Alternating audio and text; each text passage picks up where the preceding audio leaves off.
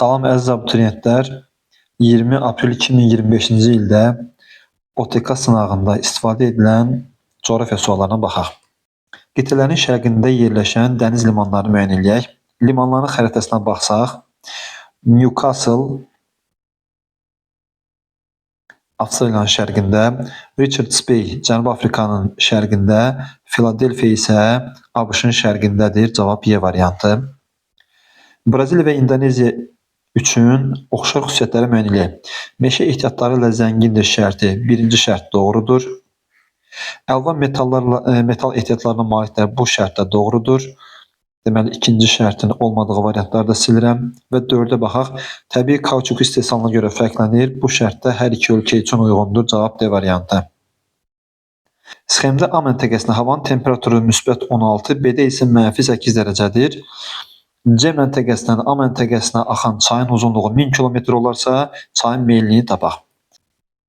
A məntəqəsi ilə B məntəqəsi arasında 24 dərəcə temperatur fərqi var. 24 dərəcə temperatur fərqinin isə 4000 metr olduğunu bilirik. Belə ki, 1000 metrə 6 dərəcədirsə, 24 dərəcəmiz 4000 metr eləyər. Və A ilə B arasında 5 dənə kəsmə yüksəkliyi var.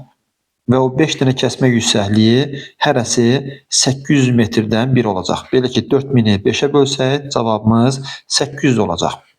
C məntəqəsi ilə A məntəqəsinin arasında 4 dənə kəsmə yüksəkliyi var və bu eləyəcək 3200 metr hündürlük fərqi. Çayın uzunluğu isə 1000 metr olduğunu nəzərə alsaq, çayın meyli 3,2 metr bölünsün kilometr olar. Yəni cavab B variantı. Uyğunluğu müəyyən edək. Tərtər çayı daşkəsən ərazisindən axmır. Ona görə də birinci şərtin verildiyi variantları silirəm. Köndələn çayı Füzuli ərazisindən axır. Vilək çay Masallı ərazisindən axır. Deməli 2-3 doğrudur. 5-ə baxırıq. Girdiman çayı Qəbələ ərazisindən axmır. Deməli C də yanlışdır. Kürmük çay Qax rayonu ərazisindən axır. Deməli cavab D variantı. Qanıq əyircə çökəndə yayılmış çəmən meşə torpaqlarının Küraraz ovalığında yayılmış boz torpaqlarının fərqli xüsusiyyətləri. Mülayim istiqlim tipində formalaşması doğrudur. Belə ki, Qanıq əyri çayda qışı quraq keçən mülayim istiqlim, Kürarazda isə qışı mülayim keçən yarımsərli quru çöl iqlimidir. Deməli, birinci şərtin verildiyi variantları götürərik, digərlərini silərik. Tektonik çökmə zonası hər ikisinə aiddir. Yaranmasında intrazonal amillərin, yəni yeraltı suların, şirin yeraltı suların təsiri böyükdür. Üçüncü şərt də doğrudur. Üçüncü şərtin verilmədiyi variantları silirəm və 5-ə baxıram. Üzərində düzən meşə landşaftı formalaşmır şərti də doğrudur. Söhbət burada Toğay meşələrindən gedir. Cavab D variantı. Gəncə, Daşkəsən və Qazax Tovuz iqtisadi rayonlarda mövcud olmayan faydalı qazıntının şərti işarəsi. Burada söhbət molibdendən gedir. Molibden Ordubadda Parağaçay, Diyaxçay yataqlarındadır. Digər yataqlar qızıl yatağı, neft, mis və dəmir filizi kimi faydalı qazıntılar bu ərazilərdə mövcuddur. Yaponiyanın sənaye sahələrinin çox hissəsi inkişaf etmiş digər dəniz sahili region və ölkələrdə olduğu kimi sahil boyunca yerləşir. Bu, əsasən xammalın xarici ölkələrdən dəniz yolu vasitəsilə gətirilməsi ilə əlaqədardır. Bu müəssisələrin sahil boyunca yerləşdirilməsi istehsal olunan məhsulun maya dəyərinin aşağı düşməsinə imkan verir. Baxırıq görək, bu fikrə aid olmayan nə var? A variantında müəssisələrin bu cür yerləşdirilməsi istehsalın gətirilmə xammaldan asılı olduğunu göstərir şərti doğrudur. Müəssisələrin bu cür yerləşdirilməsi ABŞ və Qərbi Avropa ölkələri üçün xarakteristikdir. Belə ki, onların da əsasən sənayesi gətirmə xammala əsaslanır. Müəssisələrin burada yerləşdirilməsi istehsal olunan məhsulun qiymətinə təsir edir. Maya dəyəri aşağı düşdüyü üçün nəqliyyat xərcləri azalır və qiymət aşağı düşür. Müəssisələrin burada yerləşdirilməsi nəqliyyat xərclərini azaldır şərti doğrudur. Sahil boyunca əsasən metallurgiya müəssisələri yerləşdirilmişdir şərti isə yanlışdır. Belə ki, bu digər sənaye müəssisələrinə də aid ola bilər. Yəni, sadəcə metallurgiyaya aid deyil. Cavab Y variantı. Uyğunluğu müəyyən edək. Türk dövlətləri və dövlət qurumları və onlarda yerləşən göllər. Sinsən Uyğur mahalında Lobnor gölü var. Qazaxıstanda Balxaş gölü var. Qırğızstanda İssıqqul gölü var. Türkiyədə isə Tuz gölü var. Deməli, burada cavabımız B variantıdır. Həqiqi sahəsi 1562,5 kvadrat kilometr olan meşənin xəttdəki sahəsi 2,5 kvadrat kilometrdir. Həmin xəttdə meşənin qərbindən şərqinə məsafə 22,2 sm olarsa, həqiqi məsafəni hesablayaq. Bunun üçün əvvəlcə miqyası tapmalıyıq. Miqyasımız bərabərdir kök altında həqiqi sahə bölünsün xəttdəki sahəyə. Yəni 1562,5-i 2,5-ə bölsək 625 eləyər, ondan da kök 25 çıxar. Və xəttdəki məsafə 22,2 sm-dirsə, 25-i 22,2-yə vursaq, cavabımız 555 eləyər.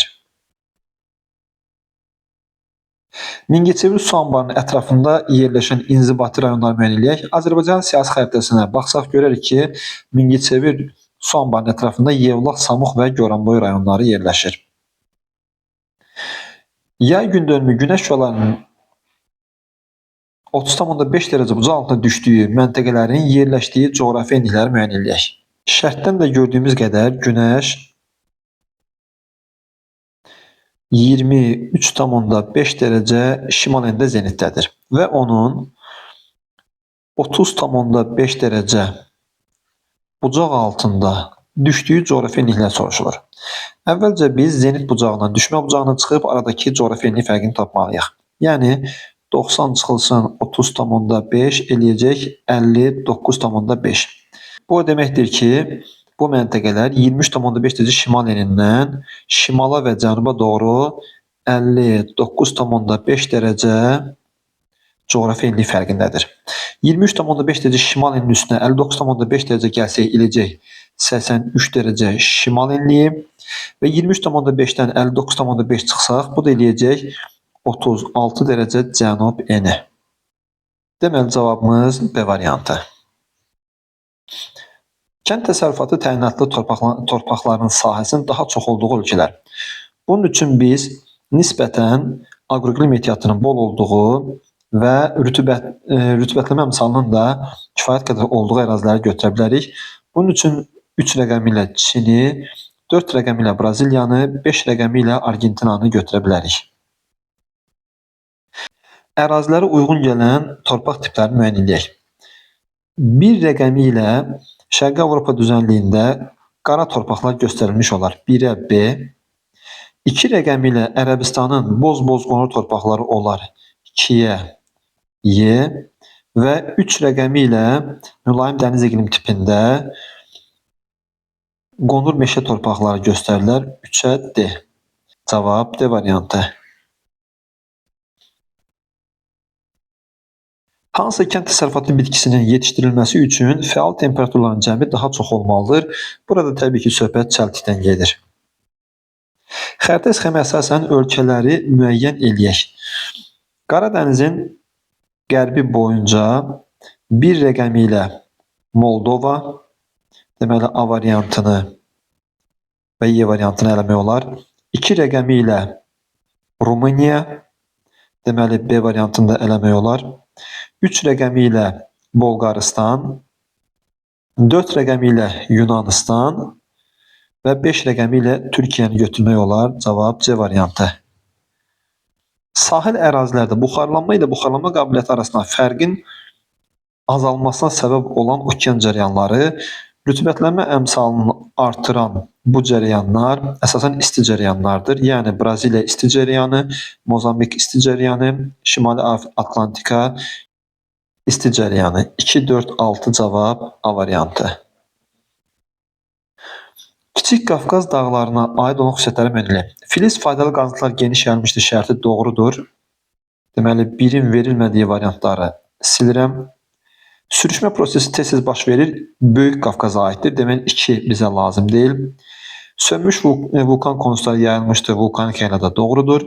Ölkə ərazisində ən qədim süxurlar burada rast gəlinir. Alt paleozoya aid əsrikçə zəmçay yataqları buradadır. Cavab Y variantı. İlin əvvəlində ölkə əhalisinin sayı 12 milyon 400 min nəfər. Hər 1000 nəfərə düşən təbii artım isə 3 nəfər olmuşdur. İlin sonunda ölkə əhalisinin sayı 12 milyon 430 min nəfər olarsa, emigrantların sayını müəyyən eləyək. Əgər hər 1000 nəfərə təbii artım 3 nəfər olmuşdursa, onda 12 milyon 400 min nəfərə təbii artımın 37.200 nəfər olduğunu tapa bilərik. Və bu sayı əvvəlki saya, yəni 12 milyon 400 minin üzərinə gəlsək, ilin sonunda ölkə əhalisi 12 milyon 437 min 200 nəfər olmalı idi. Ancaq şərtdə verilir ki, ölkə əhalisi 12 milyon 430 min nəfər olub. Deməli, emigrantların sayı, yəni ölkədən gedənlərin sayı 7200 nəfərdir. Cavab B variantı. Azərbaycanda antropogen dövrünə aid çökmə mənşəli süxurların yayıldığı düzənlik ərazilərdə əmələ gələn eksogen relyef formaları. Antropogen dövrünə aid olan süxurlar əsasən Azərbaycanın düzənlik ərazilərindədir və düzənlik ərazilərimizdə troq dərələri formalaşmaz, V şəkilli yataq olmaz, V şəkilli dərə olmaz, moren təpələri olmaz, amma gətirmə konusları və meandrlar olar. Cavab Y variantı. Qışı quraq keçən soyuq iqlim tipinin yayıldığı əraziləri müəyyən edək. Azərbaycanın iqlim tipləri xəritəsindən fikir versək, burada 2 rəqəmi ilə Qusar-Mahilə düzənliyi, 1 rəqəmi ilə vulkanik yaylanın şimalı və 5 rəqəmi ilə Şaxta silsiləsi göstərilmişdir. Yəni 1, 2, 5 cavab C variantı. Doğru ifadələri müəyyən edək. Sibir çaylarının qidalanmasında qar və yağış suları üstün təşkil edir şərti doğrudur. Yəni birinci şərti götürərik. Şimali Avropada vulkanik göllər geniş yayılmışdır şərti yanlışdır. Taxo və Po çayları suvarmada istifadə olunmur şərti yanlışdır. Belə ki, bu ərazilər subtropik ərazilərdən axdıqlarına görə suvarmada istifadə olunarlar. Dəzlə və Fərat çayları öz başlanğıcı Anadolu yaylasından götürüş şərti doğrudur. 1, 4 və 6-ya baxaq. Orta Avropanın bəzi çaylarına qabarma zamanı okean gəmiləri daxil ola bilir. Buna Temzanı misal göstərmək olar. Cavab C variantı. Eyler-Venn diaqramına uyğun bəndləri müəyyən edək. Şərq hissəsində rütubətli tropik iqlim hakimdir şərti böyük su aycı dağlarına aiddir. Deməli, ikinciyə 1. Paleozo erasında yaranmışdır. Hertzin yaşlı dağlar olduqlarına görə hər ikisinə aiddir 2. Üçüncüyə 2. Qərb hissəsi daha çox yağıntı alır şərti Ural dağlarına aiddir. Birinciyə 3. Cənub hissəsi subtropik iqlim qurşağında yerləşir şərti böyük su aycı dağlarına aiddir. İkinciyə 4. Şərqində cavan platforma yerləşir.